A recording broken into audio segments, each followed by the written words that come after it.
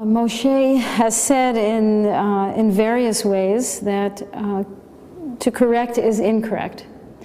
And as I have developed in the method, in relationship to myself, in relationship to all of the people that I've worked with, and children and adults through functional integration context, in trainings, I constantly become more and more in awe of that concept. A person moves always the best way that they can. They're recruiting and doing things in a way that, while it might not be pleasing to see on the outside, and it might not even feel good to them, it is the best solution to the task at hand, given their history, given their experiences, and given what they have to use at that given moment. Our primary role in that context is to allow an individual, regardless of what age, the opportunity to sense and feel themselves as they are in that present moment, and offer them some alternatives, offer them some other possibilities of ease, of organization, of effectiveness, of expediency. Offer them the possibility that they could make another selection.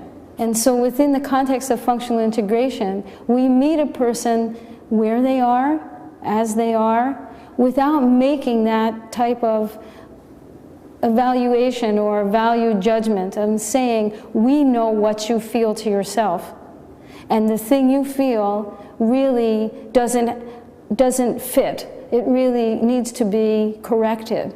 We don't think this way. We rather think, wow, you are making do with you as you are, and look at all you are that you haven't even yet discovered.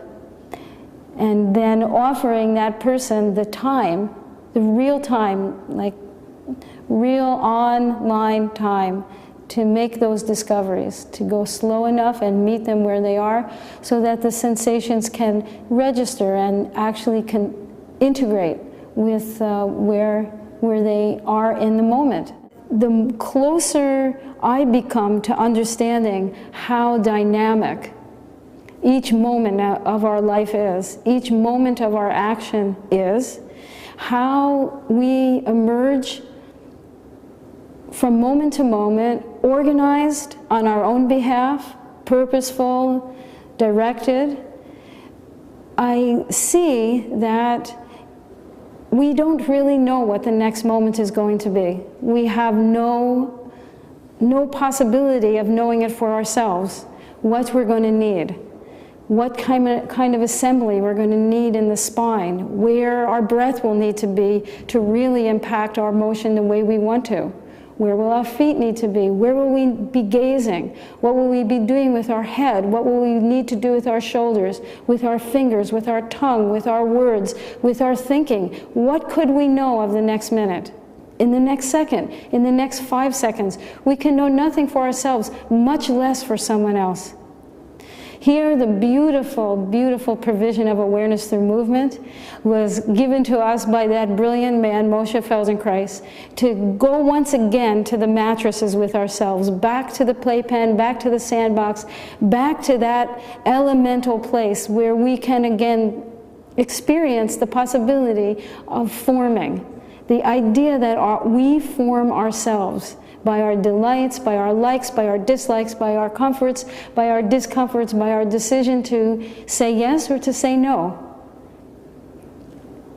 So it is in this way that I feel that Moshe felt so profoundly, so powerfully, that it is absolutely absurd to think that we can correct anyone.